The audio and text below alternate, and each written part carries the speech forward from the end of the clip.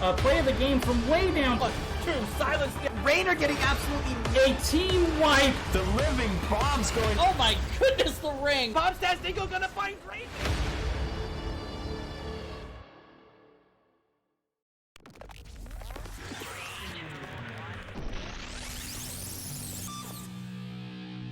Oh, the life finder keeps Maiev up. It was going to be a close thing.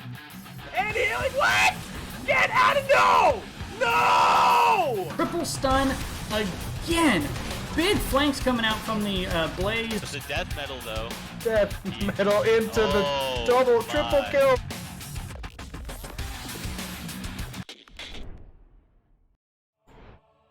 Hello and welcome everybody to the Nexus Gaming series. We're in Season 7 and this is a Week 6 game, even though we're technically in Week 7. But that's okay. Tonight we've got a showdown for you. We're actually going to do a doubleheader for you between Yavapai County Youth Chess and Swim Team and Clouded Minds. Yeah, you know, it is a lengthy name, but you know, you deal with it. Not that big of a deal, right? It's really more difficult to remember the whole thing, but that's okay. We're gonna see these two Division D West teams battling it out here tonight, as we're already seeing the emote game and the animated emotes going on in chat. Let's just take a quick look at our map bans and the standings here. Map bans for Clouded Minds, we saw the ban of Sky Temple and Dragonshire. For the Yavapai County Youth Chess and Swim Team, we saw the bans on Baraxis Holdout and Alterac Pass. And our first mat is going to be Volskaya Foundry, selected by Clouded Minds. Let's take a look at these standings. So currently, Clouded Minds sitting in 4th place with 13 points. I guess technically tied with the Baddest Dudes at 3rd place. Yavapai County Youth Chess and Swim Team sitting in 9th place with 5 points. So they're going to need to pick up some wins tonight to tie up Luciodology, maybe even surpass them at that 8th spot for the playoffs here. There are not a lot of games left to go in this. So with that being said, I'm ready. In about 30 seconds, you guys will tell me that you're ready. I mean, I'm going to ask you, are you guys ready? But let's go ahead and let the teams know that we're ready. And then we'll get this game started here. You know, it is a good logo, having the presumably teenager, high schooler, underwater playing chess. Yeah, for sure. Double L Dom, welcome, and Weenus throwing out, showing up. Those are the two things that I was planning to say. With the 69 moist bits in chat, thank you very much, Mr. Weenus. And just as a reminder, here we go with Volskaya here. A couple of hero bans, or I guess overall bans to be mindful of. We've got the ban on Brightwing globally here. Cannot use her. As well as the ban on Into the Fray, so Garrosh cannot throw his allies here. The reason for that, Brightwing is able to heal from the Protector, as well as on Dragonshire inside of the Dragon Knight. And Garrosh able to throw turrets around, but not ones he places, only ones that his allies place. We're going to see right out of the gate a ban on Jaina, followed up by Sylvanas. Both of these heroes get a lot of value on this map. Jaina able to provide some point control, some zone control, some slows. Works really well with the Rainer. And then Sylvanas able to really maximize the value and pushing power of the Protector. And with the Protector increasing in siege damage, that value cannot be understated. We're going to see the follow-up bans onto Asmodan, which I know we've seen a few times with Weenus on Clouded Minds there, and Johanna. I'm in. And right out of the gate, we're gonna see the Kira pickup. Oh, it's Repsychic in chat. And Repsychic knows what's up with the Yavapai County Youth Chess and Swim Team, as we previously did a doubleheader for them in a replay cast.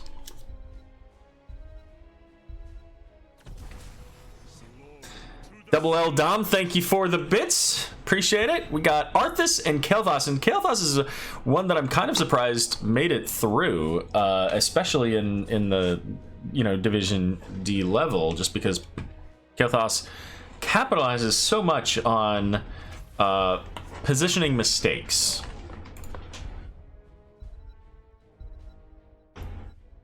But Arthas also, again, kind of like the Jaina, has that kind of very heavy presence on the point with his slows, his Frozen Tempest, I think. Yes, it's me. I'm looking forward to seeing how Kira performs. I don't think she's been cast, or she's been in the game I cast. Uh-oh.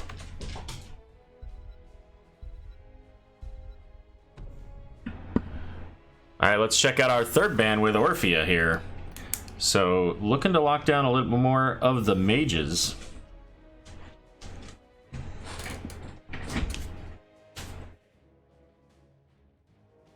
Now, it has been a little while since we saw the Yavapai County Youth Chess and Swim Team, so I don't recall their specific strategies, which is fine, because they've got another game coming up here after this, so it wouldn't surprise me if they'd like to keep some of those things quiet.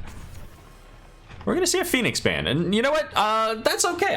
I can see that. I mean, Phoenix Purification Salvo with an Arthas could get pretty significant value there, so I like that. It's a good pick for that ban.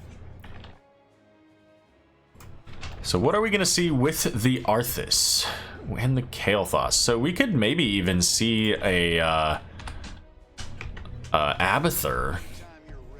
So I mentioned earlier the Raynor along with Jaina and the kind of balance there, or correlation with the Arthas. So no surprise that we see Raynor being picked up by the moistest weenus of them all. Follow up by the Kharazim. So it's kind of an interesting pick. I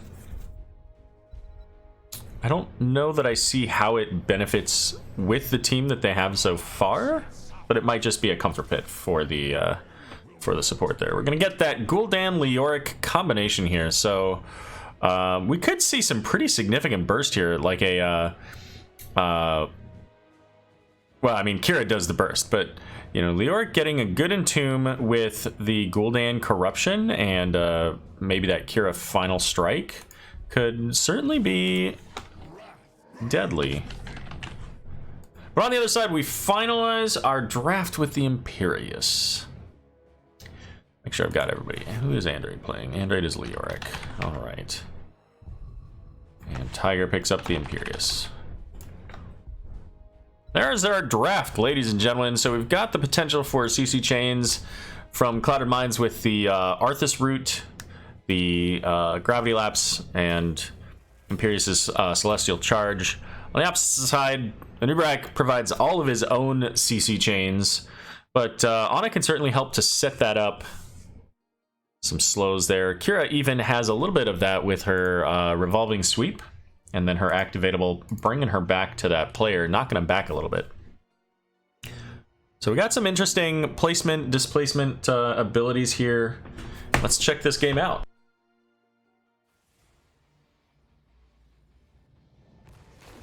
Commence combat preparations.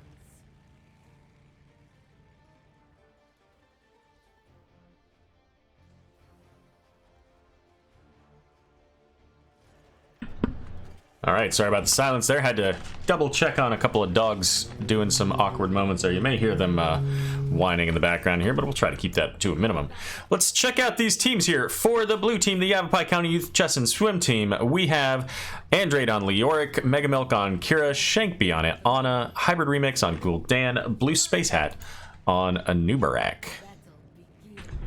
And for Clouded Minds, we've got Star Knight on Kharazim, Tiger on Imperius, Swing on Kael'thas, Zednam on Arthas, and Weenus on Raynor. And in true American fashion, showing off those colors. Let's take a look at these talents here. So we've got that, is it Osirian's Renewal? Ocean Renewal for the Leoric. helping him to sustain into the Imperius up here. But Imperius taking the Valorous brand talent, giving him that extra % damage against the Leoric. Should be helpful. Ace in the hole, of course, the pickup for Raynor to combo with their frontline Arthas. And we're seeing Green Man from the Star Knight Karazim. So I wonder, do all of these have the... Yeah, so far, 4 out of 5 of the Clouded Mines have the green cloud mount. But right now, Tiger has basically no mana. Was able to get some damage in onto the Leoric, but ultimately, looks like he's pulling back away and tapping. So we've got both teams, Clouded Mines and the Yavapai County Youth Chess and Swim Team, on their fortification camps. And I'm going to pop up these talents from Kira occasionally just so that we can see them here. So we've got Fatal Wounds, and this could be a challenge for Weenus. He uses that Adrenaline Rush. But check out how quickly Mega Milk was able to bring Weenus down there.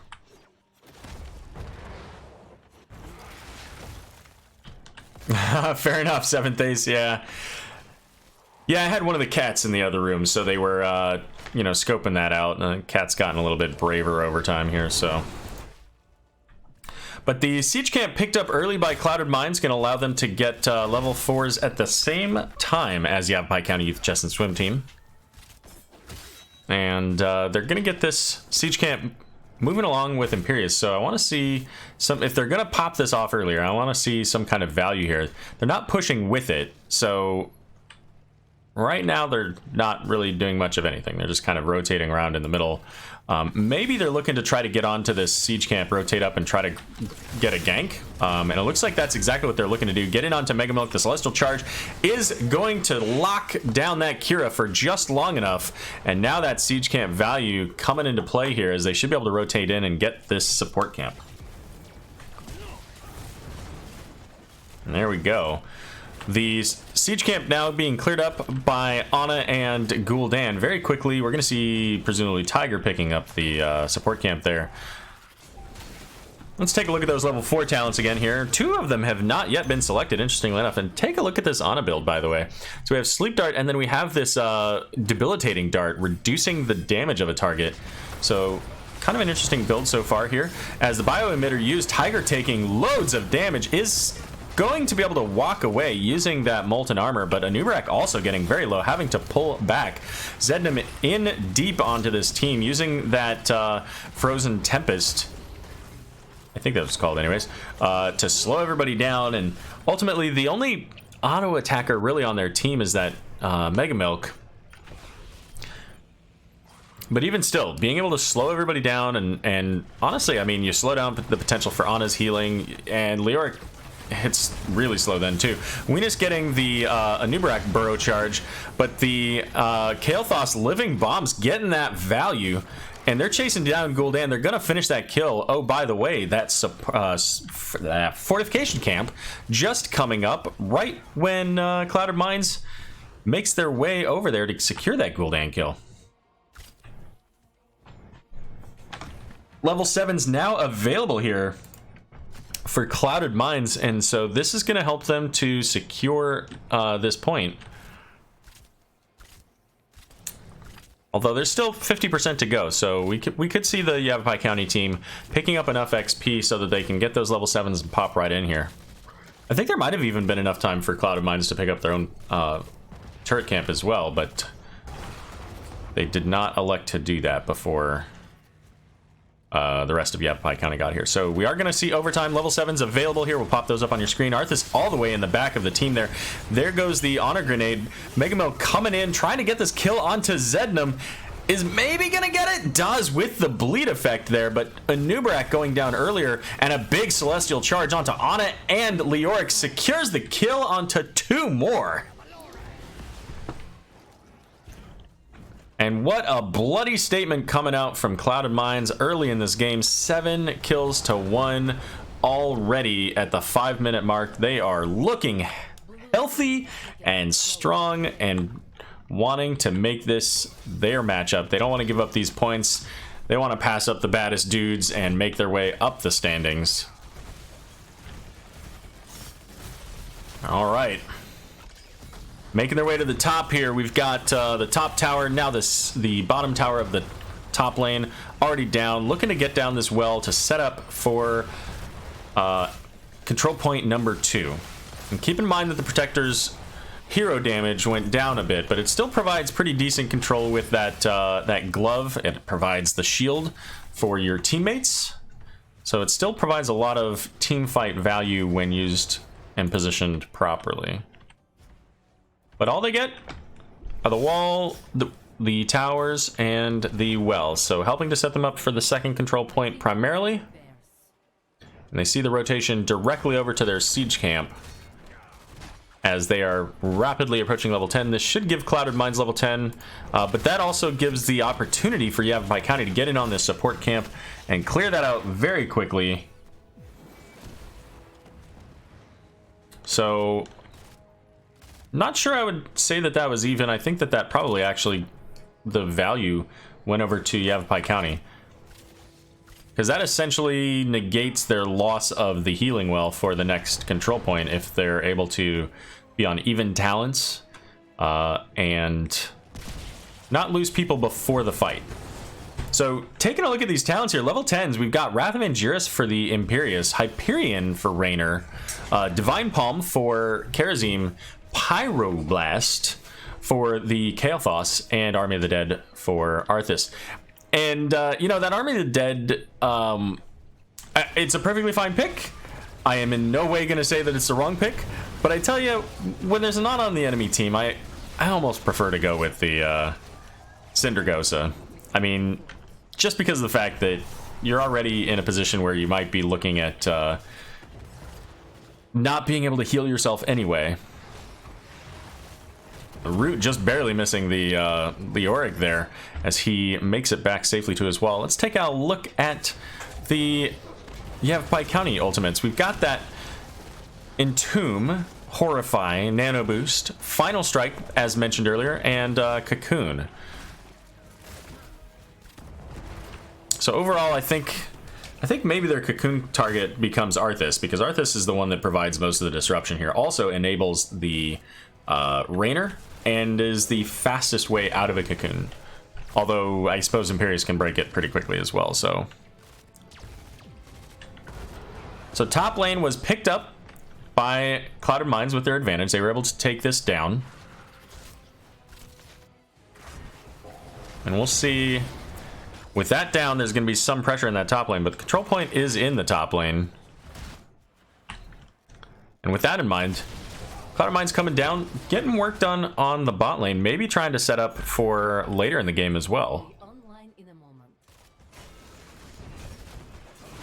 And we've seen a number of teams use this strategy as the top control point coming up, coming down, getting damage onto the wall, maybe the well, maybe even the entire fort.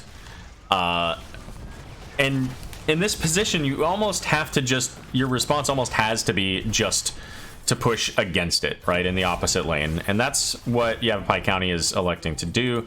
The Clouded Mines were able to take down the fort first, but it's a little bit faster of a rotation for Yavapai County here, although they don't have Leoric now. So they do get the value in the top lane. They are going to be able to equalize that pressure. So now neither team has their well, and Yavapai County has the healing well, or the biotic emitter rather. So one healing camp and a turret camp for Yavapai County versus one turret camp for Clouded Mines.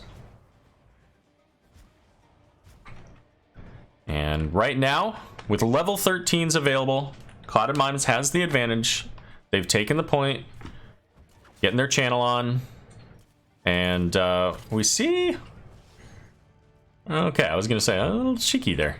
We saw the Karazim making use of his aura thing. I don't remember what they're called, but anyways, almost a totem to scout that vision over the wall there. But we do see 5-on-5 here. Let's pop up these 13s and zoom out to give you a show.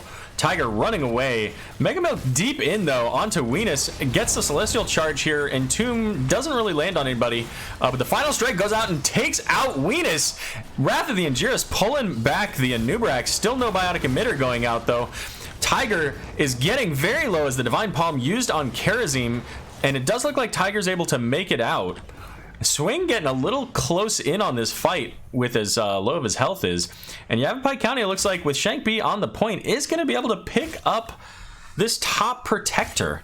And with the preparation that they did in this lane, that's going to allow them to make a choice. Either go for keep damage on the wall or potentially down into the mid fort. And I think ultimately they get more value if they go for the mid fort, you know, and then push toward bottom. I think that at this point, you know, Clouded Minds is clearly a strong team. They're able to push hard, and they've got a good comp for pushing back on this. So it looks like that's exactly what they're gonna do. They got started in that direction here, and clearly somebody said, hey, you know, let's change the direction on this. They're instead gonna go all the way to the bottom. So they're gonna spend a little bit of a time traveling down, equalizing out what they can in the bot lane here. So just wanted to showcase a bit of Kira's talents here.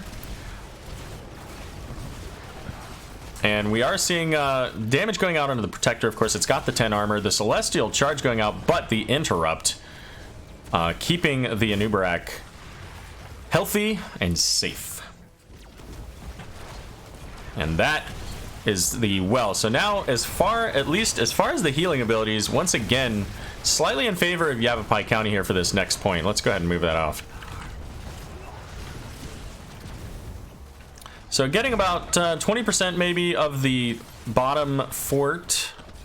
But keep in mind there is still a siege camp up in the top lane. Not yet going to be able to do any damage, but somebody at some point is going to have to go back and clean that up for Yavapai County, or it will eventually cause some structure damage.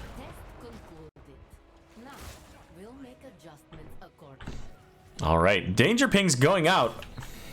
Showcasing the turret here. Again, Leoric's got to go back and deal with this, and with that in mind, Clouded Minds is coming in, the Horrify going out, and Nubarak bro charging away, and Megamel kind of using that revolving sweep as just a get out of jail free card for at least a moment. Oh, what a dodge with that grappling hook. The Wrath of Injira's missing its target, but ultimately the Pyroblast does track down Megamilk and send Kira back to the graveyard, and I think we see Clouded Minds move up to get this support camp, and that's going to equalize out the equipment value between these two teams. And level 16 coming up for both here in the near future. Thanks for the follow, Neil Snake. Appreciate you. Gonna go ahead and pull up these other talents here. So again, I mentioned the auto attacks here from Kira. Well, each time she auto attacks, she's getting additional armor up to 30%. And also being able to heal when those dot stacks on her enemies stack up. She's going to be able to heal for additional health when they're under half health. Of course, that final strike doing quite a burst of damage, but also doing additional damage if those heroes are low in health. And this time we're going to see the camp invade from the other direction. Megamilk diving in onto Star Knight does have that biotic emitter, so we'll see if that gets dropped. It does. And Entomb going out, locking them down, but it's going to be a kill first onto Karazim, and Wrath of Angiers pulling a Nubarak back in right next to that Arthas, who's fairly low here. Tiger getting the Celestial Charge. By the way, the turret camp was popped down, and that's going to be a kill onto the Imperius. Now, Living Bomb going out. Andrade in a bit of danger here, though, is going to be the counter kill. So a 2-for-1 trade. Ultimately,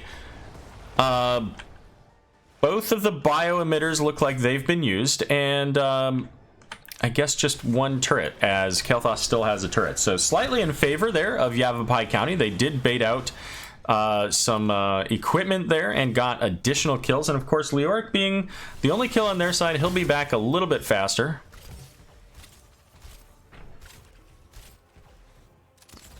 But ultimately, no forts available now for Yavapai County, as Clouded Minds, each time they've had an advantage, has pressed that advantage in lane to take down a fort.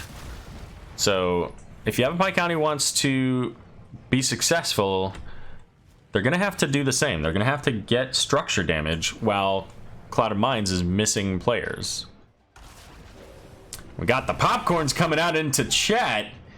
The fight corn. I don't even understand how that works. I know that we got it for the NGS yesterday, but I don't know how it sets up. But ultimately, Control Point C available now. We're going to see Yavapai County pick up their turret camp, and they're going to make their way up to clear this siege camp, because they can't really afford to just leave that through the entirety of the bottom control point.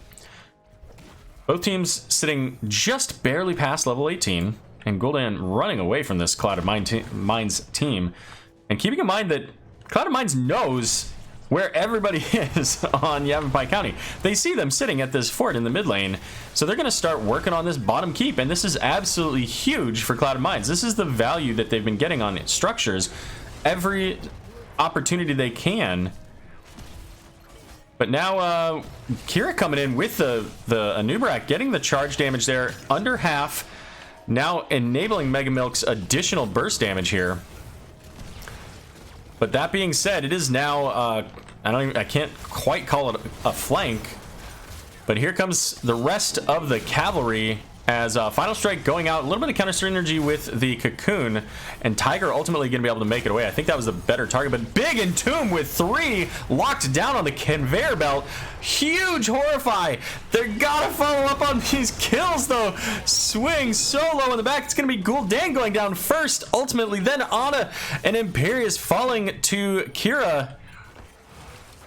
And it looks like Anub'arak is also going to fall shortly thereafter, but Kira getting so much value into Star Knight and Venus using that grappling hook. It looks like Star Knight goes down, but so does Raider in the backline with the turret, and Zednam following shortly thereafter. A full team wipe. What a play coming out from Yavapai County on this bottom control point. That setup from the 3-man Entomb into the 2-man Horrify, just making the plays happen, and they're taking this protector into the mid lane. It's the closest spot for them to get keep damage, and level 20s available, by the way. I don't even think they had them selected while they were winning that fight. We've got that upgraded nano boost with the extra healing, buried alive for the silence, the upgraded final strike for Kira, so now if she kills a hero within 1.5 seconds, she's gonna get that reset.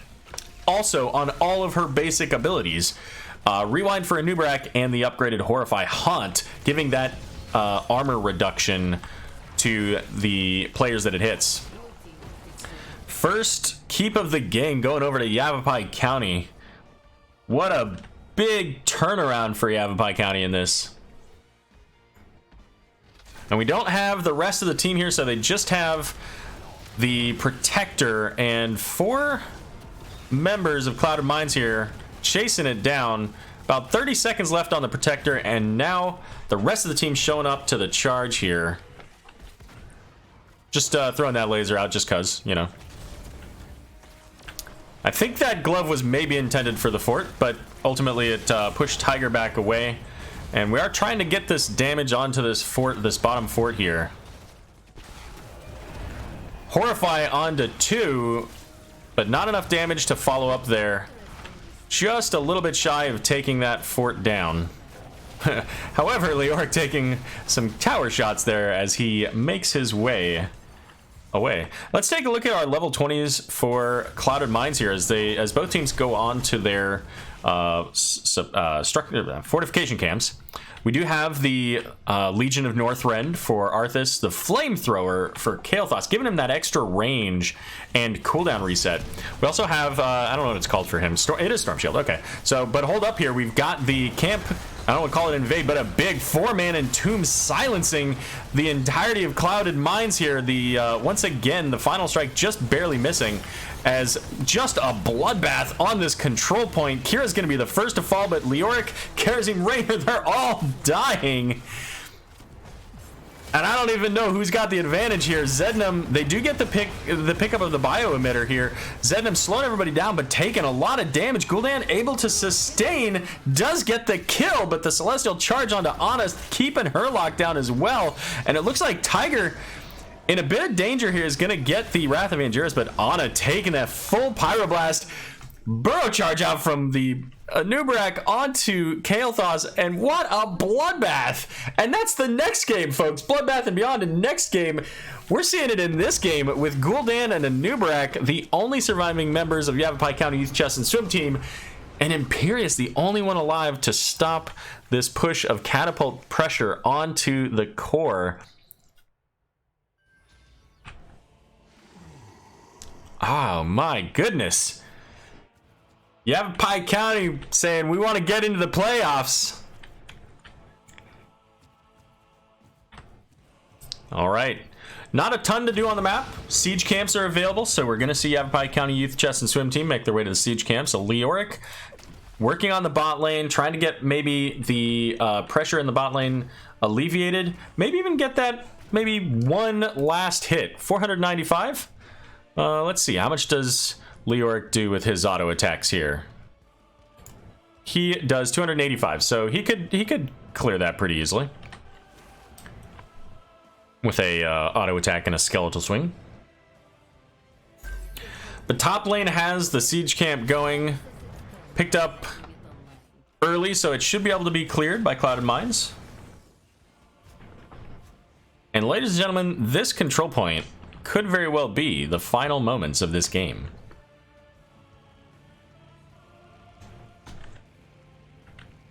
But we're going to see Yavapai County come over here and get the invade onto the fortification camp. With Clouded Mines all showing up in the top lane, this is a nice, quick, easy clear for them. And here come Clouded Mines, the rotation in. Wrath of Angiris going out once again onto a Nubrak, pulling him into the back. The Celestial, no, I'm sorry, not the Celestial Charge. Living Bomb, though. Big 3 silence onto Entomb. A huge final strike from Kira. No kills yet, though. As Imperius does go down here, Living Bomb being spread from Leoric onto Ana, but only the 1 kill. And that is the best case scenario for Clouded Mines, because that Entomb plus Final Strike got so much value in the carnage damage as well from Kira, just shredding the health bars of Clouded Mines. I have to say, I can't imagine Kira makes it through the next draft. And Yavapai County looking real strong in these team fights here. And we're going to see Clouded Mines coming in now, trying to make their way onto this point to contest the Protector. They get the kill onto the Ana. And look at as close as Yavapai County is here. The big whiff on the Entomb, though. That's going to leave enough value for them to get this. The Divine Palm procced from the Final Strike. And now Megamilk going to go down to that Pyroblast. So 3 kills for Clouded Mines in that. By the way, they didn't have Imperius. But what they did have was positioning to prevent a big Entomb like they've had these last couple of encounters. And it saved them quite a bit, because they definitely, there was no questions asked. Possibly even if any of the Clouded Mines were in that Entomb, that would have been an instant death on their part. So good on them to avoid that Entomb. And we're going to see the rotation onto the bottom keep. This is going to allow Clouded Mines now with the Protector to go straight into the core. Although all of Yavapai County Youth Chess and Swim Team will be available to defend.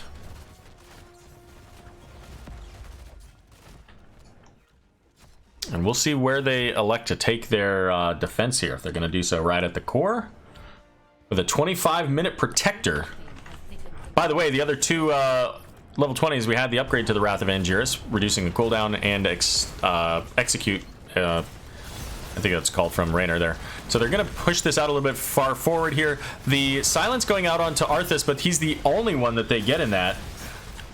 And we see that Legion of Northrend coming in here, loads of minions, and they last a lot longer. The root going out onto Kira and a Nubarak is going to allow them to secure the kill onto Kira, and this could very well be the moment that they needed for Clouded Mines to come back into this game and finish it. Cocoon going out onto Raynor. We see the Protector at about a third of health. Ana going to get taken out by the Kael'thas here. Zednam pulling away, trying to proc that Divine Palm, is going to proc it, but it's going to be game number 1 going over to Clouded Mines. What a game!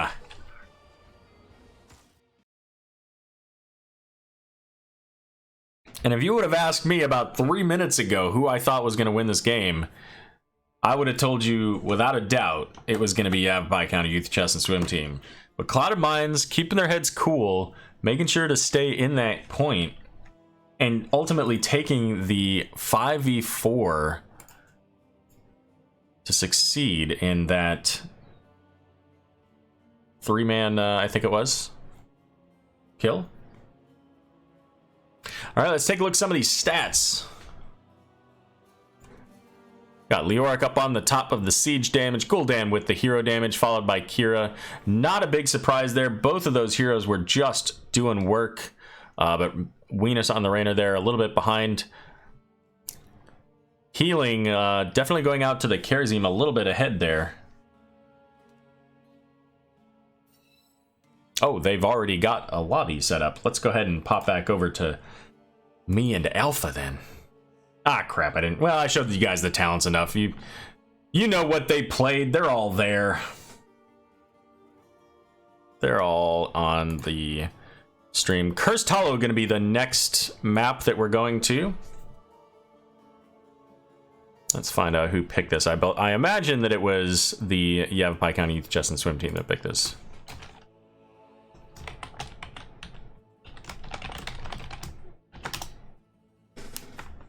Looks like that's probably the case.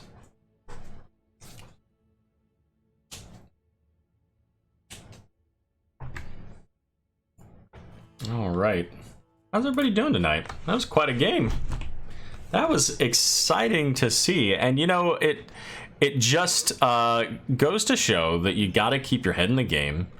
And on these, especially these longer games, and Volskaya is one of the ones that you often see going late, it only takes one team fight, and getting that pressure, keeping the structure pressure throughout the game every time they had an advantage, allowed Clouded Minds to ultimately make that kind of Hail Mary play with that 4v5, win it, and then ultimately win the game because of it.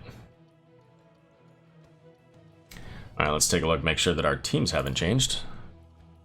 Let's see. That all looks right. And that all looks right. So looks like we're all set. Take a look at the maps here. Let's update that real quick here. So game number 1 going over to Cloud Minds on their map pick, Volskaya Foundry. For map pick number 2, Cursed Hollow, going to be the Yavapai County Youth Chess and Swim Team. And with that point now, Clouded Minds jumping over the baddest dudes, tying it up with Full Meta Jacket and Disturbance at the top of Div D West. And with this, or the next game, ultimately could find themselves positioned at first place for the D West division. And we know that we're going to be meeting up with, I believe, the full roster of Clouded Minds at BlizzCon. So if you happen to be going to BlizzCon, make sure you check the BlizzCon 2019 channel in NGS Discord so that you can make sure to join us. We're going to be looking at going to a place called Fire and Ice, a Mongolian barbecue. It's quite tasty. I liked it a lot. Also, I think we're going to be looking for some karaoke. So you don't want to miss out on that. Sounds like we've got some very interesting options coming your way. Let's let them know that we're ready. All right. I have 3 passed out dogs. Looks like we have 1 ready.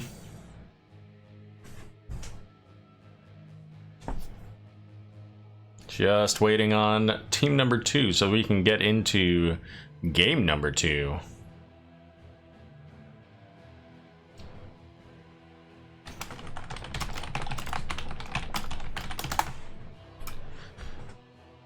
The Great Hari, it's the OG CM roster, so I'll be there. Fair enough. Glad to hear it, Hari. Appreciate it. All right, then. Well, then, all right, so 4 out of 5 of the main roster plus 1. That's cool. You know what? I am not here to judge. I'm looking forward to seeing all of our friends from Clouded Minds at BlizzCon. And you know what? I forgot to write down who the last band was. I'm going to have to go back and check that real quick. It's going to be Cursed Hollow. I'm real still, I promise. Fair enough.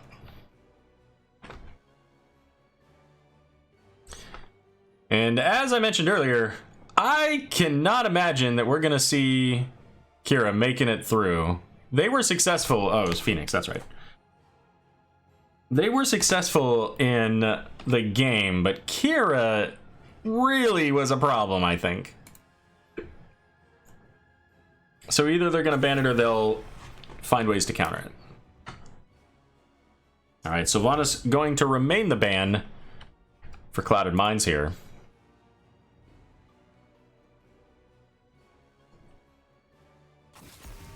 Followed up by the Jaina.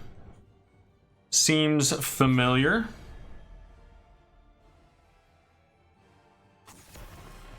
And this time we're going to see a Morales ban, so no Juice Pirates today.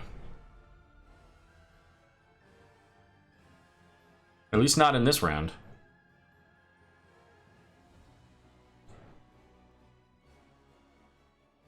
And I'm a little bit surprised to see Kira making it through, but that could just be because maybe Clouded Minds is saying, hey, it's our turn. I'm in. In fact, that is the case. Tiger picking it up. So Tiger played Imperious previously. So we could see Kira in the offlane, or we could see a little bit of a role swap. Let's see, that was Will Sky Foundry.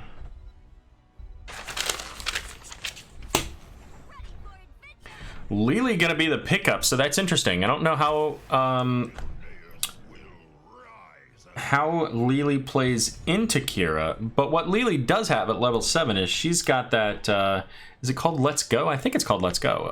Her level 7 cleanse, which is, with the exception of Lucio's ultimate, the shortest cooldown cleanse in the game, and also it provides a small heal and can be reduced based on fast feet. We're going to see Kael'thas and Arthas once again coming out from Clouded Minds.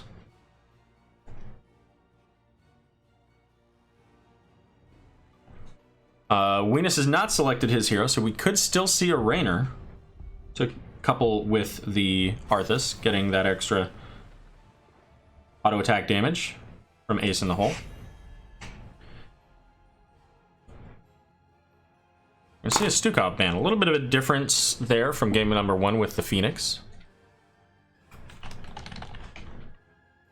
Milk. So what else do they not want to see here? I mean, I could even see an Ana ban. Nah, never mind. They already have Lily, so that's not going to provide them. So I'm going to go ahead and ban out the Johanna. Alright, so I think that still kind of lends itself to picking up the Rainer. I think that's probably the way that they still look here.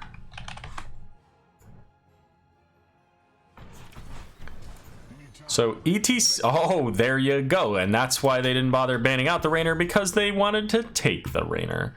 And all of a sudden now, Yavapai County Youth Chess and Swim Team has a pretty aggressive comp with this Rainer Greymane, getting a good solid mosh pit out of ETC. We could see some big damage there. We're going to see the follow-up with the Brightwing Blaze. So a little bit of that role swapping potentially, or maybe we'll actually see Venus and Tiger switching their positions there.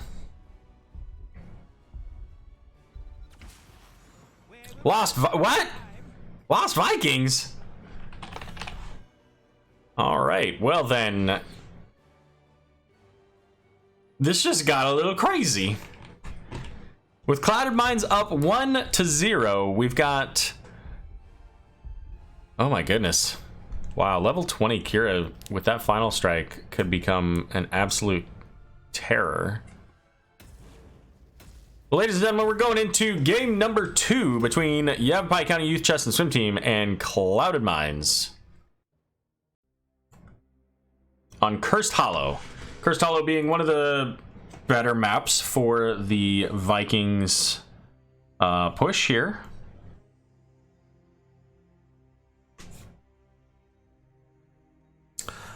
Oh, interesting. Looks like Bloodbath and Beyond also have a doubleheader tonight. So 2 doubleheader teams tonight.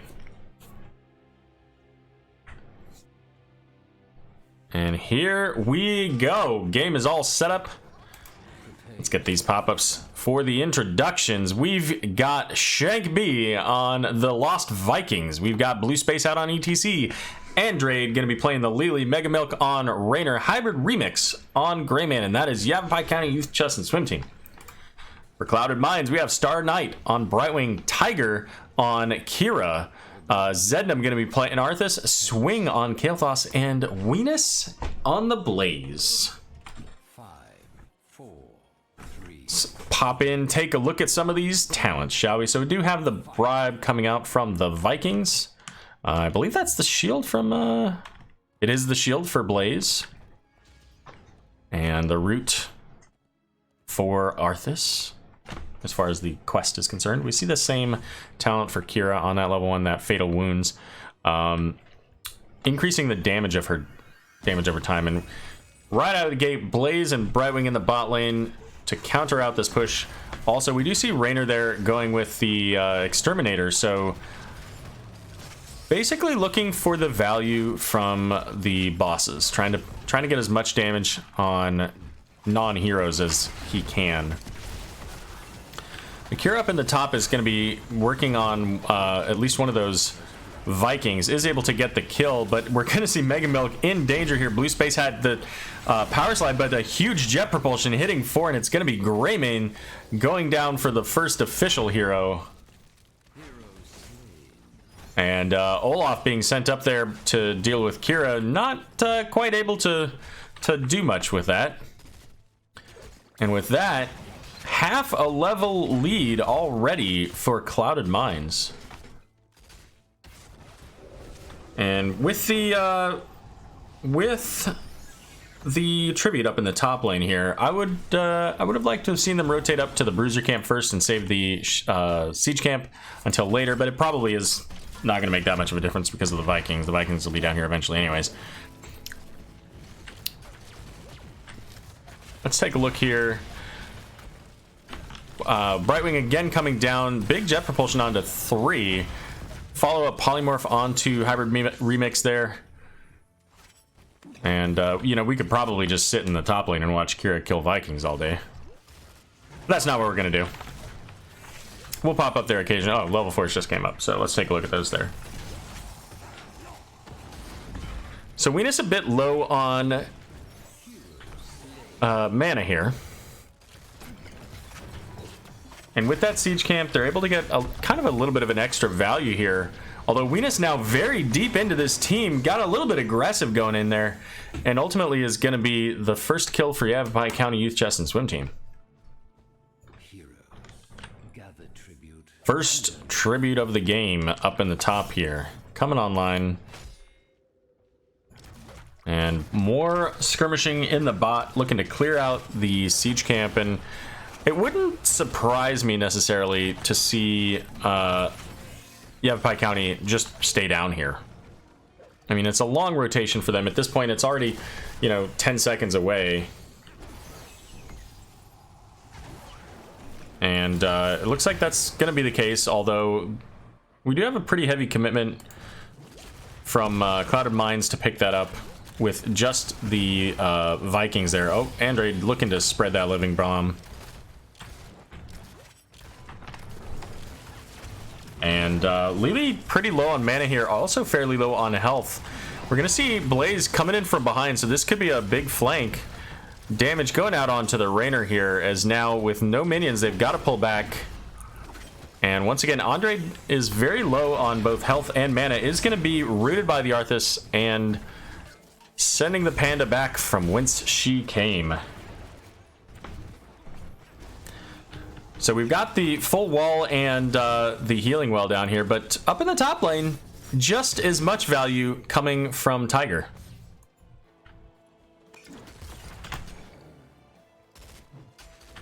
So right now the Vikings value not really working out for them as they're a little bit behind in XP. They're down in the tributes, and Kira is getting just as much siege value by herself as the entire team of Yavapai County in the bot lane.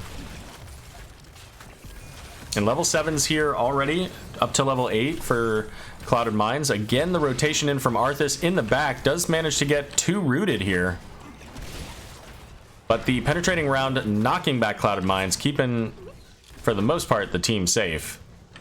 We are going to see Eric making it over here, but ultimately I think Kira can stop this.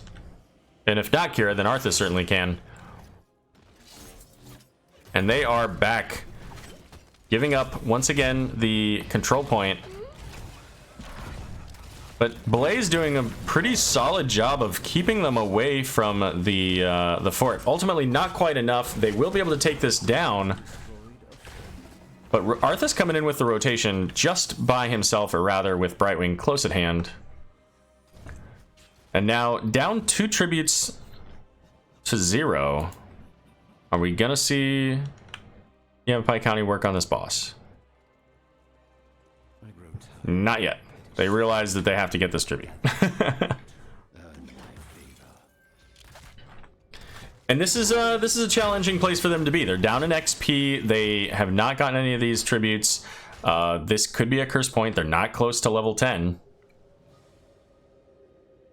So if they're not careful, this could ultimately be a very strong push coming out from Clouded Mines.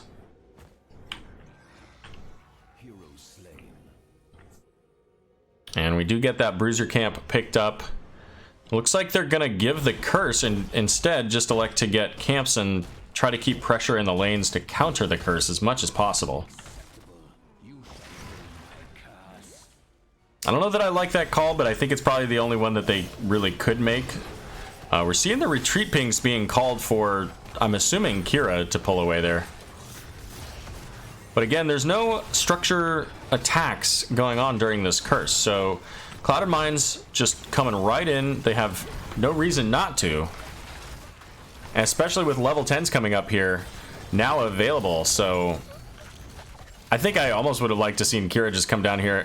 I mean, Kira I think melts this team with that, but they're almost level 10 here. Jet Propulsion getting Blaze out of dodge, but now a big combustion gets knocked back, is not going to be able to land it on most of the team. But Hybrid Remix going, well, taking a lot of damage, not actually going down. I thought he was going to, but Lily might actually go down there.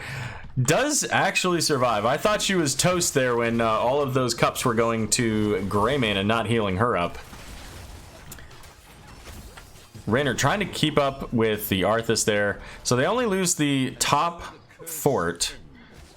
Ultimately, they probably lose at least one of these towers, if not both of the towers in the bot lane. They lost both towers in the mid lane. So only one lane of catapult pressure. But both teams now having their safe boss lane opened up to the keeps. Oh, Zednam in a bit of trouble here. But a huge root able to keep him alive. And that's going to pull Yavapai County back, maybe to try to catch the Kira here. Looked like she was using the grappling hook. Oh, tried to grappling hook, but a wall does not work when it's a gate. And that's a big kill for Yavapai County.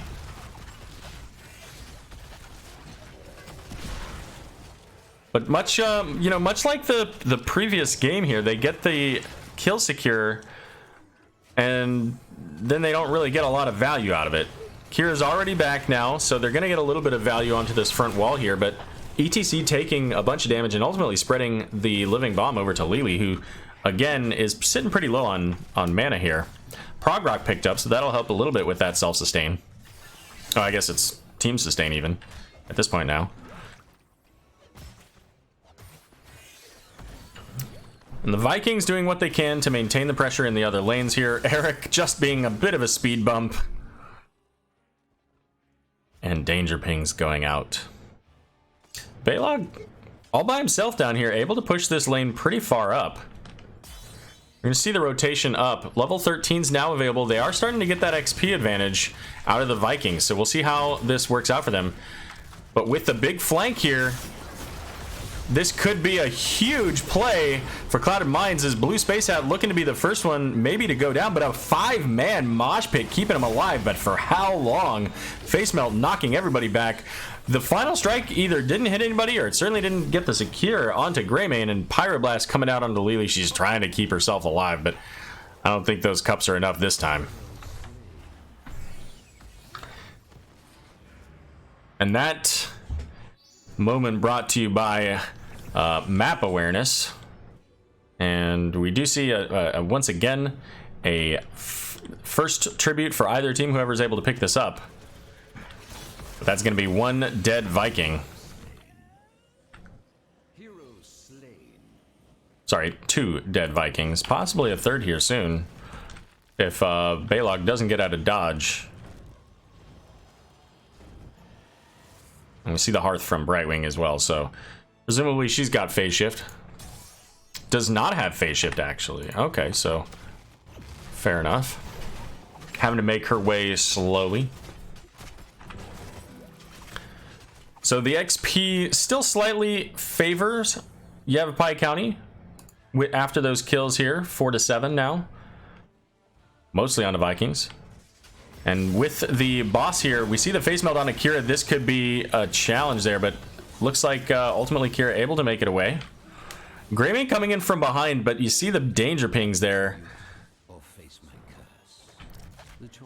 Calling out that Greymane's on the way. And again, there are no Vikings here, so this is still an uneven fight. Going in on with the Brightwing there. Fatal Strike, or Final Strike, I don't think landed once again, but Greymane's so far in the back here, and Blaze zoning Greymane away from the potential on the kill onto Kael'thas. And I don't know about that Greymane dive. The Greymane dive removing his 10 armor. Just, yeah, okay. I don't know. I think if Greymane actually stays in wolf form there, maybe he survives that. But maybe not. Maybe he gets rooted earlier. Looks like it's going to be a kill onto the Lily, maybe? Spamming that Q key, trying to stay alive, does barely do so. But now, Clouded Minds able to get the secure onto the boss here. But we're seeing pressure from these Vikings. We're finally getting the strength of this Vikings comp into structure damage, as they do get 3 forts down now, all told. Oh, and by the way, they also picked up a tribute in that fight as well.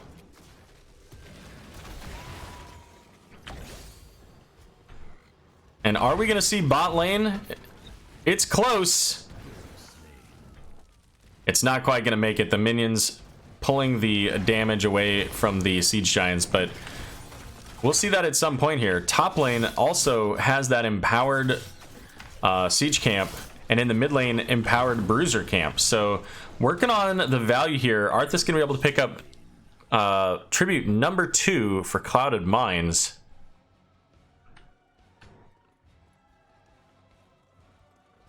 And we see them playing it again up in the top lane now. Looks like the rotation going to be to the top boss from Clouded Minds. And with both teams at level 16, this is very dangerous for Clouded Minds, as Blaze is very far away. We see the rotation onto the camp. Okay, here we go. Power Slide in is going to delete the Brightwing. She is gone. And Arthas popping that Army of the Dead, but ultimately they're going to disengage, at least for now. They're trying to chase down the Greymane here. And I think he goes down. Yeah, I mean, oh my gosh. The final strike. How does Greymane, how is he still alive? Lily just keeping him going there. And we do get the boss picked up by Yavapai County here. ATC dodging the Arthas route there, but now with Brightwing coming back up on the map, no Lily, no Greymane, they should be able to pick up this tribute relatively easily. After they finish clearing out this boss, I assume. Oh, somebody just popped in, and I think that's not the follow.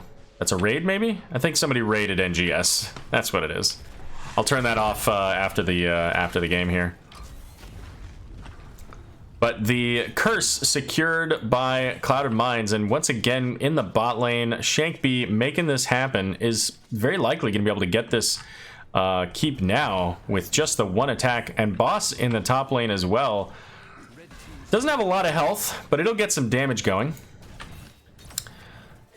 So if Yavapai County can get a good pick here, which right now it's not looking very good for that. ETC power sliding in does get the stun onto Arthas.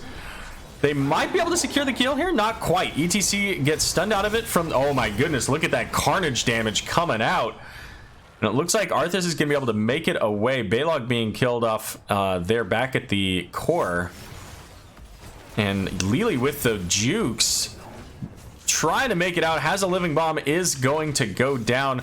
And now Tiger on the wrong side of the wall, but they're not shooting him, so why not? Brightwing gets taken out by a Viking? Must have been Olaf there. Nope, Eric is here to defend his team, and Pyroblast coming out onto Mega Milk. I think this is the end of Mega Milk. So even with that curse, Yavapai County still ultimately a little bit ahead in this game.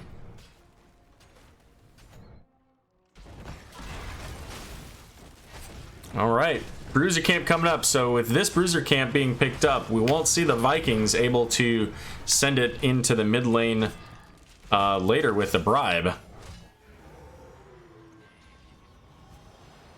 And with that pickup, Swing heading back to core, knowing that he's out of mana. And once again, Clouded Mines saying, hey, you know what? We can't let them keep... I can't tell you the number of times I've said these words, in especially in like Stormlane games. We can't let them keep taking every single camp on the map. Especially with the Vikings being able to spread that damage around, getting the siege bonus. And Shankby on Eric just poking at the blaze here. And we'll see if we do have the Brightwing coming in now. So Arthas coming in as well. Might be staying a little bit longer than they should. And we do see the retreat call off in the coffin area here in the graveyard of Cursed Hollow. Welcome, Rackham. Glad you could join us this evening as we watch this D West team matchup between Yavapai County Youth Chess and Swim Team and Clouded Mines. We've had quite an intense couple of games so far. The first game going over to Clouded Mines in what can only be described as an epic showdown at the end. And this game, very balanced. Let's take a look at these level 20 talents, though. We do have the Mistweaver for Lily, giving her that additional AoE heal. We've got the Tour Bus for ETC, Execute for Raynor, and Hunter's Blunderbuss getting that splash damage. We haven't seen a level 20 picked for the Vikings yet, though. And this boss is going down so fast. The next tribute coming up here in 10 seconds, but ultimately that tribute doesn't provide a curse for anybody. And that is a huge win, burning the Army of the Dead from the Arthas. And of course, he didn't even take the level 20 yet, so Arthas is visible elsewhere. We see the mosh pit, but the gravity lapse coming from Swing really just saving that team fight there. Loads of damage from the combustion. Gonna finish off the Lily, but Star Knight getting low as well. Uses that blink kill to get away. Not enough from Greymane to take out the Brightwing. We see Greymane going down as well. And now ETC having to face melt away. And the boss is on the core. I don't think that the boss is going to be enough here with the team coming back. But Shankby trying to get what he can to help it out. They definitely get core damage, and they don't lose the game here, which is huge considering the deaths they had there with the Greymane and Lily. So core all the way down to 65% from the boss. And now we're going to see Clouded Mines rotate up to the top boss. But again, their top lane is at a half on the keep here. There's still a full keep available for Yavapai County Youth Chess and Swim Team. Are we gonna see a core call? There's vision. So it looks like they're taking the long way, at least maybe even coming down to get the tribute. So it looks like they're gonna get the tribute and then they'll deal with the boss. But there's pressure mounting in the bot lane here. We have the 3 catapults. So if we don't see somebody coming back to deal with that, which it looks like Kira is, that could be a problem. Second tribute being picked up now for the Yavapai County Youth Chess and Swim Team. They make their way back, and Olaf heading forward to provide pressure in that mid lane. Balog looks like it's going to be the next kill of the game here. And with Kira back, this is mostly a free clear for the Yavapai County Youth Chess and Swim Team onto this boss. As Cloud of Mind's going to come down and work on maybe this bruiser camp once again. Yeah. Boss is cleared, so top lane about equal half and half. But again, the pressure mounting in the bot lane here. 4v4 as the big gravity lapse now of huge combustion. ETC with the mosh pit though. Expecting to see that tour bus, did not actually use it. Play it again from the back. Weenus in danger, gets the jet propulsion onto 2. Zednam going down as well. Andrade standing in the fire though. And oh my goodness, Kira getting the kill onto Greyman. It's another bloodbath. And it's gonna be, I mean, 2 for 2 left, but ultimately I have to give that one over to Cloud of Minds as Kira able to hunt down these Vikings relatively easily. Holy cow. And we do have in the top lane here about half of the keep was taken there, but ultimately it's going to go down here very soon by Tiger. And the Vikings picking up this siege camp is absolutely fantastic for them. They've got the Merc bonus, I don't know what it's called, and the kill onto Kira. Oh no! Oh no! Clouded Minds is in such a bad position now. And Rainer's oh, they get the kill onto the Arthas too! Oh my goodness, this is Yavapai County's chance to bring this core down with the siege camp. And Blaze is back, play it again, used. The core going down to 10%. What a game! 2, holy cow! What just happened? The GG's coming out.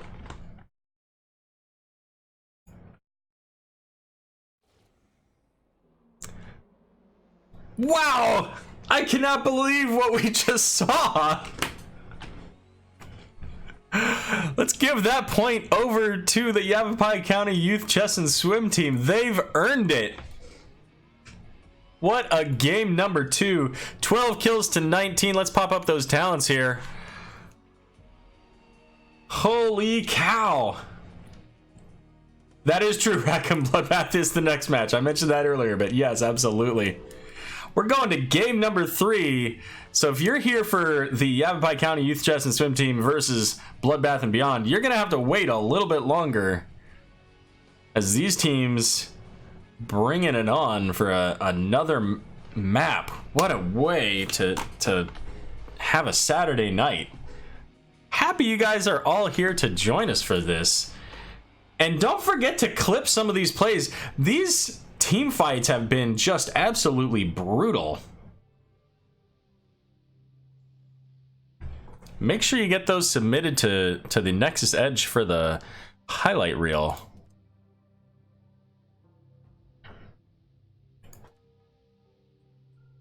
Just popping off some of these statistics here.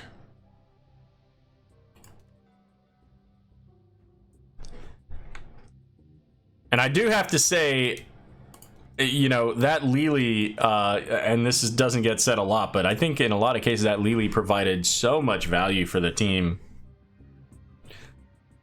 And that kill secure onto Kira in the top, and unfortunately I missed it on the stream. That's so unfortunate, because I think that was just, you know, Mega Milk showing up, getting the damage onto Kira, and ultimately the fort probably being what secured the kill, is what I imagine happened there.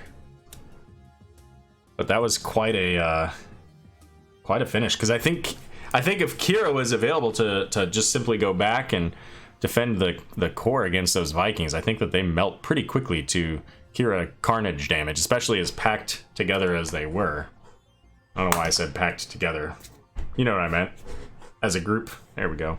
We'll go with that. All right. So game number 3 here, going to be Clouded Mind's choice as to whether they want to take first pick or map pick. So far, we've seen map pick be the winning team both times. So let's take a look again at the maps here. Bans out on the Baraxis and Alterac Pass for Yavapai County Youth Chess and Swim Team. We also had Cursed Hall, I'm sorry, no, not Cursed Hall, Sky Temple and Dragonshire banned out. So where do we go next after these fights? I almost imagine that these teams could look at something like a Towers of Doom. A Towers of Doom game between these two would be absolutely disgusting, and I think it could go all the way down to a single point. But you know, Infernal Shrines and Tomb of the Spider Queen, the most commonly picked. But you know, if I'm Clouded Minds here, with the strong early game that they've had, I think their pick is Battlefield. I think that that's the option that works best for the way that they've been playing.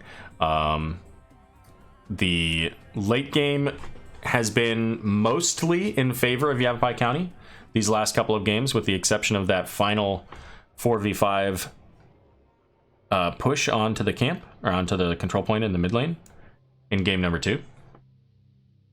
I'm sorry, in game number 1. So if Clouded Minds wants to stick to, you know, what they've been doing well, I think they go to BOE here. But we'll see. Let's take a look at standings. Standings again, Clouded Minds going up 1 point to equal out with Disturbance and Full Meta Jacket at first place. In fact, you know what? I can even update that on my my overlay. Let's just do that. And I do now know where we're going. And it is not Tomb of the Spider Queen. It is in fact... I'm sorry, it is not Battlefield of Eternity. It is in fact Tomb of the Spider Queen. You know, numbers are hard, whatever. All right, let's see. Yes, there we go. 14, 14, and 14. And 6 for Yavapai County Youth Chess and Swim Team.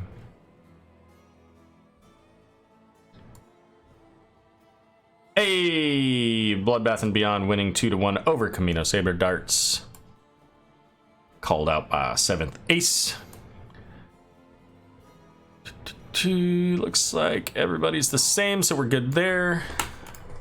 Don't forget draft stuff. And we're on Tomb of the Spider Queen, so we have no bans here.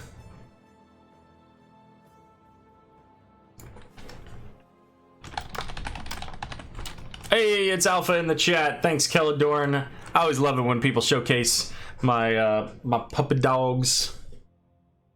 You know, they put in a lot of effort allowing me to do the casting late at night here, so.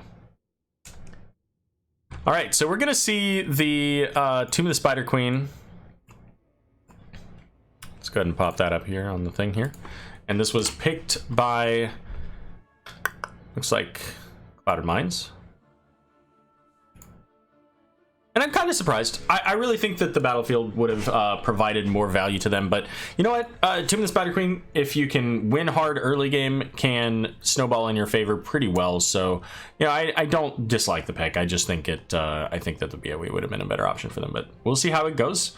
You know, this is definitely an option for the Asmodan if it doesn't get banned out, which it probably will, because it has been the last couple games.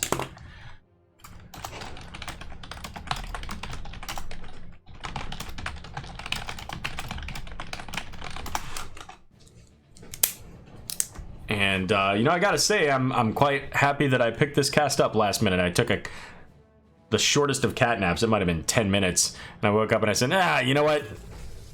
It's 8:45. Let's just go get that cast. And here we go. Tomb of the Spider Queen. Game number 3 between Yavapai County Youth Chess and Swim Team and Clouded Minds. And if we stick to standard convention, we're going to see Jaina and Sylvanas right out of the gate here.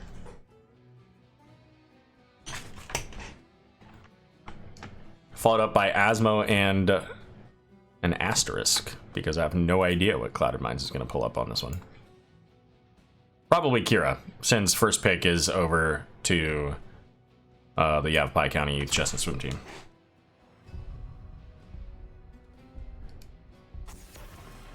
Hey, it's almost like I can tell the future.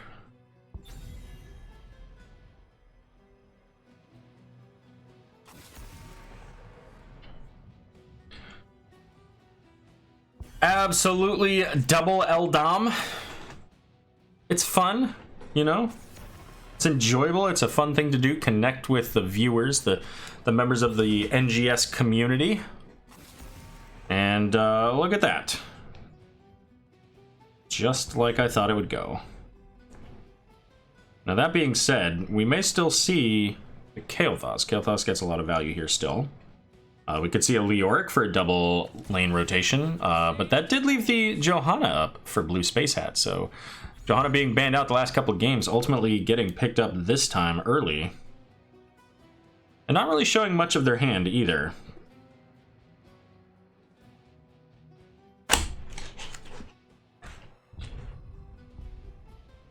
Not sure why I'm bothering to write the bans down. I could just write ditto. But, you know, for posterity. So we do see that Kael'thas being picked up once again for Swing. Also the Stukov. Stukov was banned out last game. So both of these teams putting a higher priority on heroes that were banned out last game to make sure that they do have access to them this time. And Ana and Orpheus, so getting that nano boosted, well, I guess I don't know which ult they're gonna go. They could go either way. It's kind of funny too. The pre-recorded stream confirmed exactly. When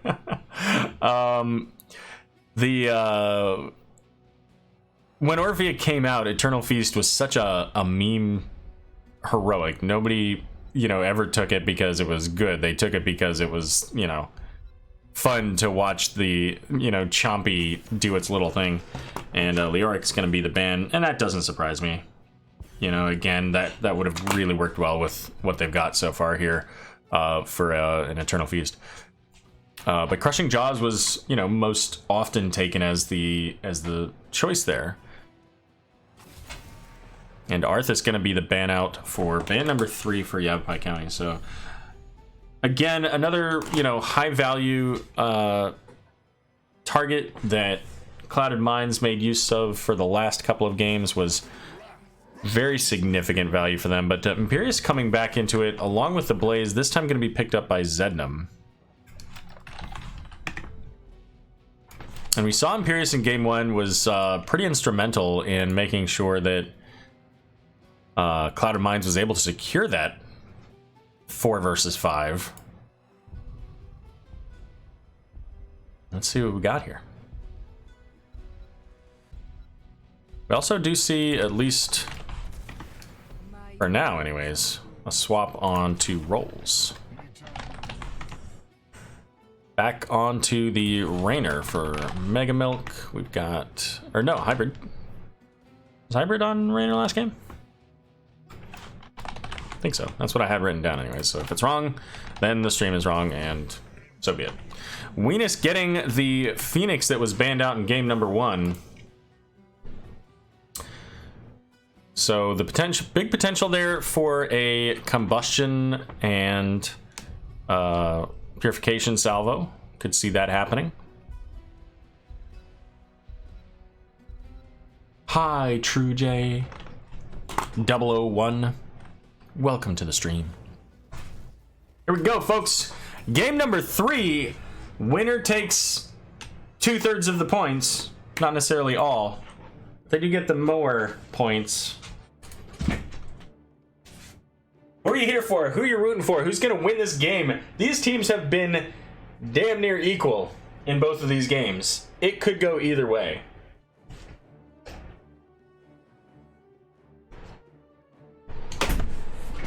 Clouded Minds looking to secure that first place position Yavapai County looking to climb their way back up into the 8th spot for the playoff race.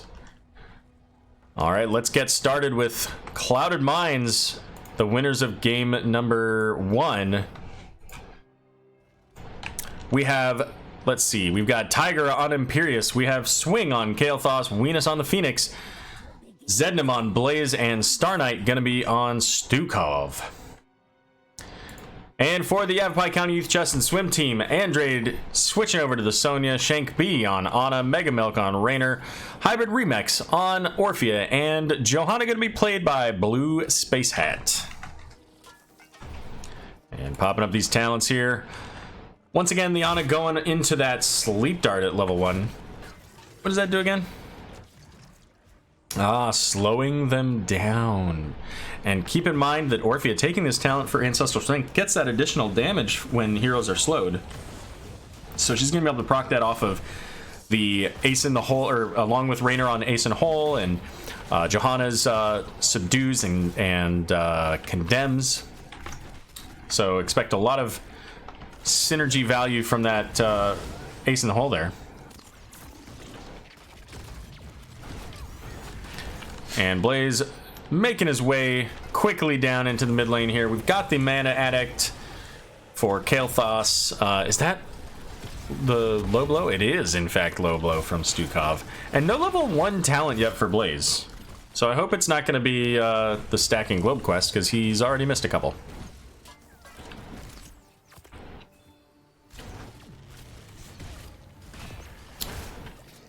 All right. Rotations going on here. Let's check out the bottom lane as Imperius going a little bit far onto Andrade there, and Andrade throwing up the taunt in just the last possible moment there. But Hybrid Remix got that Living Bomb, trying to get away from the team.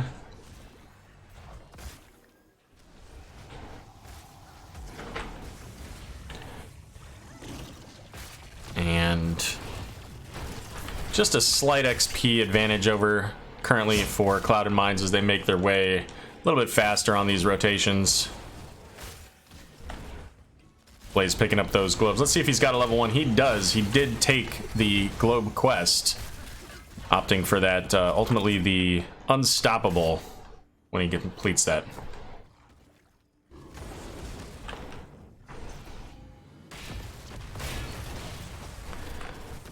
All right. Let's check in with the Sonya and Imperius, shall we? Epic showdown between Diablo and Diablo heroes. Alright, well, that was over. Level 4 is being picked up by both teams here. And again, we're going to see Johanna getting that reduced mana cost for her Condemn. Also a little bit reduced cooldown, so leaving some gems on the table there. And the slow for Orphea picked up at level 4 as well, giving the, again, that additional synergy for most of the team, really. And Andrade having to safely soak that bottom lane. But Star Knight getting a lot of damage here from Rainer. Ultimately, that last shot going into Blaze. So 21 to 46 on gem count, because 20 were already turned in by Yavapai County here. And Venus losing that shield, expecting to see him walk out of danger as opposed to warp, because he didn't need to.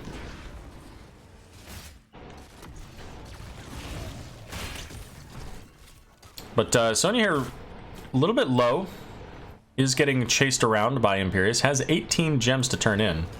So looking to get that in soon, as both teams now have enough to turn in.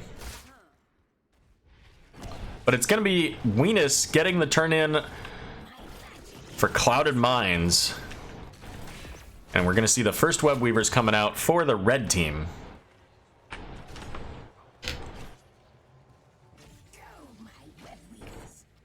And we'll see which lane they elect to start on here. It looks like for the most part we've got Yavapai County in the top lane, and Clouded Minds looking to push maybe in the mid. No, they're going to rotate down into bottom.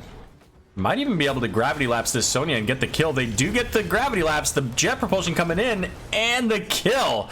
And that is huge. That's, what, about 20 almost gems that Sonya just lost there in the bot lane.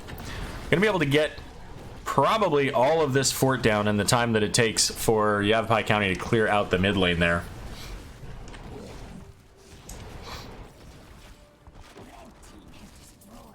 And it looks like we do get both the mid and top web weavers cleared out, and the bottom fort secured for Clouded Mines. And once again, this kind of plays into what I was mentioning earlier about for Clouded Mines, is that they, you know, they're playing strong in the early game, allowing the heavy pressure, getting that XP lead early on, and if they can keep that up and get additional structures, opening up the map for them, making it a little bit more difficult for Sonya to solo lane and safely soak XP, they have much more time and openness to be able to pick up the web weaver. Celestial charge going in onto Ana, loads of damage between Phoenix and Imperius, is gonna get that second kill now.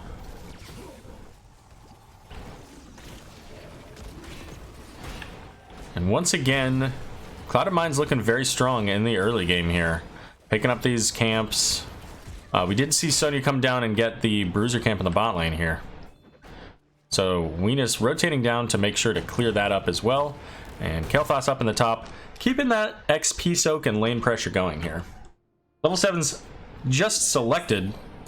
Oh my goodness, we did see the rotation down from Imperius down onto the Sonya here.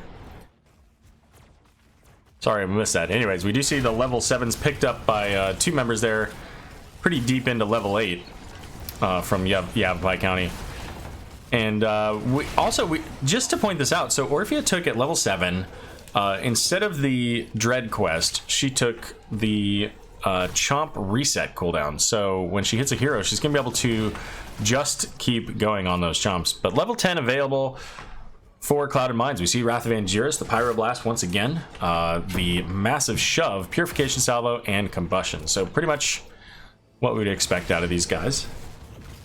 Slight difference on the ultimate. Oftentimes you see Angelic Armaments for the Imperius, but there goes the charge, followed up by the Combustion, and Wrath of Angiris is pulling Raynor back into the mix here. Oh, and the Jet Propulsion in, but the Massive Shove saving Mega Milk just barely with that Living Bomb. I think it was Living Bomb anyway. It was dot damage. No, it was probably left over from Combustion.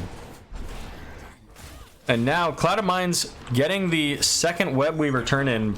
It does look like Yavapai County is going to have their 10s to defend this. We're going to see Leap, the Crushing Jaws, as I thought we might see there. Raynor's Raider, Blessed Shield, and Ana's, I expect to go Nano Boost. I guess we'll see. Does go, in fact go Nano Boost. There we go. All right, so we got Sonya looking for this flank here in the back. Does leap in onto the Stukov here, but the Massive Shove disengaging her. Tiger getting very low, but Orphea not quite able to secure the kill, and now they've got to pull back to deal with these Web Weavers. And keep in mind that that bottom fort was taken out, so that bottom Web Weaver is going to get close to that keep here. So the longer that Clouded Mines can keep Yavapai County busy, the better it is for them. And that Celestial Charge helping to secure the kill onto Orphea. And it looks like Wrath of Angiris is going out onto the Sonya. She is going to have the potential to... No, she doesn't have that. Never mind. She just used that. Whirlwind trying to keep her alive, but not enough. And Pyroblast is going to go take out the Ana. If Venus doesn't do it first. Not quite enough from Phoenix, but ultimately getting that secured kill with the Pyroblast onto Ana. And once again, Clouded Mines just owning this point in the map, getting another kill onto the Raynor, and they're looking to get the first keep in the game at 9 minutes and 20-ish seconds. But the mid fort wall, I'm sorry, keep wall already down as well. I don't think, was there any, no, very little damage in the top lane. So on the bright side for Yavapai County, it's very difficult to get a boss turn combo and win the game at this point. That's the silver lining here, is that they still have a position that they can defend in here. But they are going to have to deal with that bottom lane for the rest of the game now. And Sonya's going to do exactly that. It does give Sonya the opportunity to kind of safely soak that pretty far back overall, as she's just got to let the minions come into her now. But with the rotation to the camps here, we might actually see Yavapai County getting the first turn in here, although Stukov doing a great job of stalling this out from both Orphea and Johanna. And we're going to see the rotation up now from the rest of the team here. Well, not the rest of the team, just Kael'thas. But 4 of Yavapai County here. And again, the map pressure, the macro pressure from Cloud of Mines in the mid lane and in the bot lane is really going to make it so that Yavapai County has to deal with that before they can get any value out of these web weavers. This is kind of a, you know, bandage on what they're dealing with in this game, and being down a talent tier certainly not helping them. Yeah, no doubt. Solo Stukov defense being called out. It was pretty clutch. Clouded Minds now realizing, hey, you know what? We've got this for free. We don't even really need to worry that much about these other forts. Let's get the top lane opened up so that we can have a boss lane and do exactly what I just said a few minutes ago. Now, a boss turn threat could actually end the game from Clouded Minds. And they're not done. They don't care about the web weavers in the other lane. They want to open this up and have the additional pressure. And we have a bit of a race here with the web weavers into the mid lane. I wonder if this is going to go all the way to the core. About half here. So this is very close, but still web weavers helping, and 2 levels down are Yavapai County, so it's a core race, ladies and gentlemen. Oh my goodness! Right now, Yavapai County in the lead here, 60%, 40. Oh my gosh! They're gonna be able to pull it off. Clouded Minds getting a little bit, maybe too big for their britches, thinking that they could ignore the web weavers entirely, and they're gonna lose the game there. They had, once again, just like the reversal of game 1, they started off really well. They went down a little bit, and check it out. Check it out. No kills from Yavapai County. And they get the win. Oh my goodness, what a way to end this match. Holy cow. Oh, I love watching the chat catch up with this timing. This is absolutely just bonkers. Oh my goodness. All right, let's find out who is the captain for Yavapai County. Is it Andrade?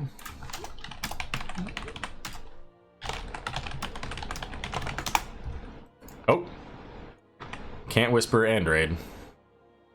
You know, we may not actually be able to do an interview because they've got a 10:30 game. So let's just make a note of that here.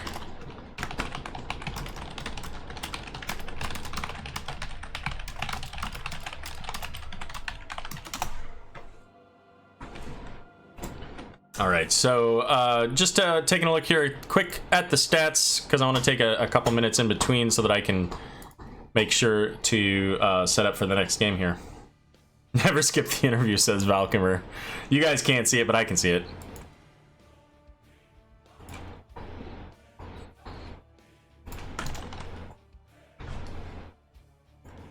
Let's see here. I'll just hop into a chat. If somebody happens to stop in, we'll chat with them for a moment.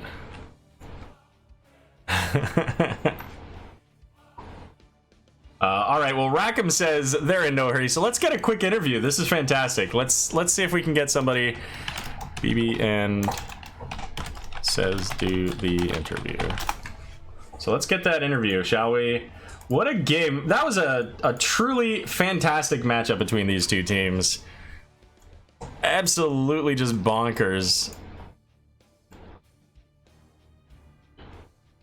Seriously, the ball says True J. No doubt, right? No doubt. Both teams really calling it out there. And you know, the crazy thing is Clouded Minds had that bottom ultimately the bottom keep was down. If they wanted to race after getting that top fort, they could have just taken down the sidewall and gone.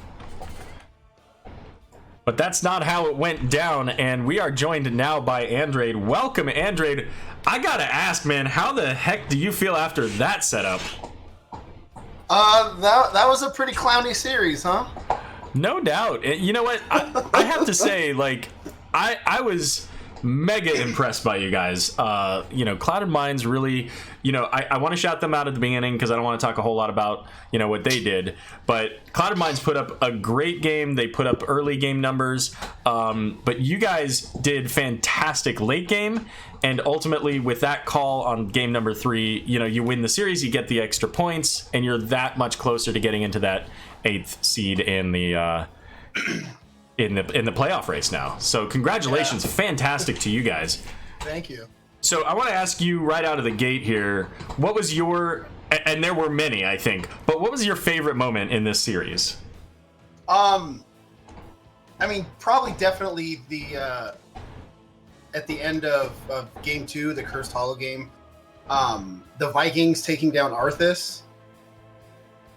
That was a good one. Because like we were just waiting to come back and we were fighting the boss or something up top, and all of a sudden we see Arthas die, and our Lost Vikings player was just sitting there like kind of like screaming like, "Oh my god, I can't believe this just happened!" And I think everybody was down, and we had stacked, or we had 3 down before that, and then we killed Kira, and then Arthas was dead. So they were all down, but they were staggered, and so we figured, you know what, we can just end right here. And you didn't even need to, because the Vikings had a siege camp. Yeah, exactly. That was absolutely a fantastic. You know, each of these games really ended fantastically, right? The game number 1 with the 4 versus 5 successful execution from Clouded Minds. You guys had some amazing team fights there. I really want to point out, you know, Kira, who was that you that was playing Kira? No, that was Megu Milk. Yeah, right. So, like, Mega Milk played that to a T, and I was surprised when I didn't see the ban, and then I was like, oh, of course Clouded Minds is going to take Kira on map number 2. But you know, shout out to Mega Milk. That was fantastic. And those plays, you guys set those up on those control points and got, what, 2 team wipes? And a couple of them where it was, you know, heavily in your favor still? Yeah, he's been playing Kira a lot. Like he's been spamming her since she came out. He absolutely loves her, and he just got her to 15 today. He was super excited so he could spam his mastery taunts. Nice. Well, good deal. And you were playing. Okay, so you were playing Leoric in the first game. Yeah, I was Leoric, and then I was Lily, and then I was Sonya. Yep. Okay, and I had you right on the list. I just hadn't flipped to the other page on the first question. So, you know, again, you know, to call out some other fantastic play, those entombs in game number 1 easily set up the game for those kills, right? You got 3-man entombs a couple of times, and I want to specifically call out the one that you had at the bottom control point where you had the 3 of their backline. The 3-man with the Kael'thas and the Rainer in it. Yeah, that was sort of my goal with the entombs. Once we hit 20 with the silence, was just get the damage dealers in the back, and get my Wraith Walk on them as well to lower damage, just so that we could survive as long as possible and sort of sustain out the win in the fights. And that worked really well for you, right up until the point where you missed one, but we're not going to talk about that. Yeah. So game number 2, Lost Vikings. So I don't recall if I've seen you guys play this. I've seen Lost Vikings once or twice this season, but you know, Lost Vikings, you guys started a little bit slow. You were behind in XP, and then the first curse comes out. They got minimal value out of that first curse, and then you know, you guys pull it off. Shank B, you know, like making this Vikings play happen. The chat was excited about it. Like, what goes into that for you guys, you know, when you're kind of behind? Because of course you want to be ahead with Vikings, you want to get that soak. So when you're behind in that, how do you keep going in that and make sure that your team is keeping their head in the game to ultimately win that game? It's just a matter of knowing that at some point our damage is going to be high enough so that we can quickly take down a structure or like clear whatever lane that we're in. I think we started off kind of slow because we didn't have, like, usually we like to go Sylvanas so she can shut off the towers, and it makes it easier to get that snowball lead. But it's just a matter of when they ban it though. Exactly. And so it's just a matter of sticking with our 4-man and knowing that eventually they were either going to have to keep answering it. Like once it got to a level where we could do damage and tank a little bit of the towers, either sending more people to answer that, and then the Vikings get free soak and start to pull their lead ahead, or they send people up there and then we can just keep free pushing. And they were playing it pretty well in the early game, but then the late game, I think probably when we got the first boss is what turned it around. Yeah, it was about that. It was, you guys, I think, got to level 13 a little bit ahead, and that's where you guys pulled ahead in the XP. Yeah. So, all right, one last question for you, because we've got another match to get to here. At what point in game number 3, which, by the way, you had 0 kills in, I want to point that out. Winning the game, 0 kills. Yeah. At what point did you guys decide that you see Clouded Mines on your fort, maybe you see them on your keep? When do you decide that it's the core call and you just have to go for it? We feel like we had better siege than they did, and so we thought that we might be able to poke them down faster. Like we thought that we would be able to get more down and it would force them to go to back. But then when they weren't backing, it was just we just kind of thought, well, I guess we're racing. And I looked up and I was in the bot lane, and so I moved up and we took it down pretty fast. And then I looked up at the core and it was already at like 63% or something. And ours was still at 100, and I was like, oh, well, so we win? And we just kept going, just kept fighting, and we pulled it out. Yeah, you guys had most of the shield down, I think, before they even got to the core. Okay. So yeah, I mean, so that's about right. 60-70% or so when they were just getting to 100% no shielding. So, well, listen, fantastic gameplay for you guys tonight. Really exciting to watch. I hope you guys enjoy the replay, because I was excited about it. We've got another match coming up here, so go ahead and let's get your shout outs for anybody you'd like to get that out to before we get into this next setup. I want to shout out the whole team, Blue Space Hat for coming in. This is the first game he's played with us this season. He's been a sub. He's coming in clutch because our healer is out today. Megu for making some pretty good calls. Shank, because he's the one that actually was like, no, let's just keep pushing and let's just race them. So that's for he made that call, so it was pretty good. And for Hybrid for finishing, for helping us get some damage in and finishing kills and playing a pretty good Orphea and Greymane. Good deal. Well, and I think, if I remember correctly, this is your first opportunity to have an interview. Not your first win, because you did beat Backbone, but I believe that was one of the replay casts that we did for you. Is that correct? Yeah, that's correct. Yeah, this is the first winner's interview this year. All right. Well, I'm glad we actually did it then. I'm glad that we didn't throw that to the side there, especially given how close this series was. You're now getting set up for Bloodbath and Beyond.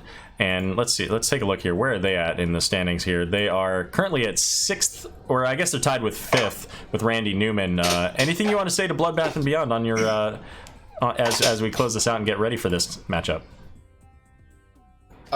We've got some more meme strats, so that should be fun.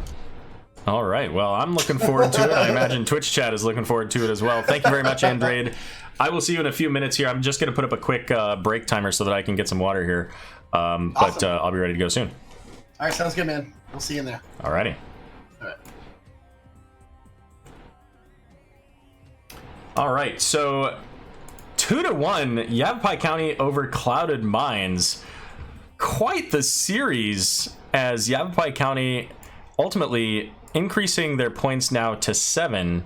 If they can secure a 2-0 over Bloodbath and Beyond in the next set, they could find themselves all the way up into 7th place. Although, actually, I don't think that's correct. I think, because somebody said earlier that Bloodbath and Beyond actually beat Comenius Save Darts, but I think it was 2-1. So they'd be 8th place, maybe.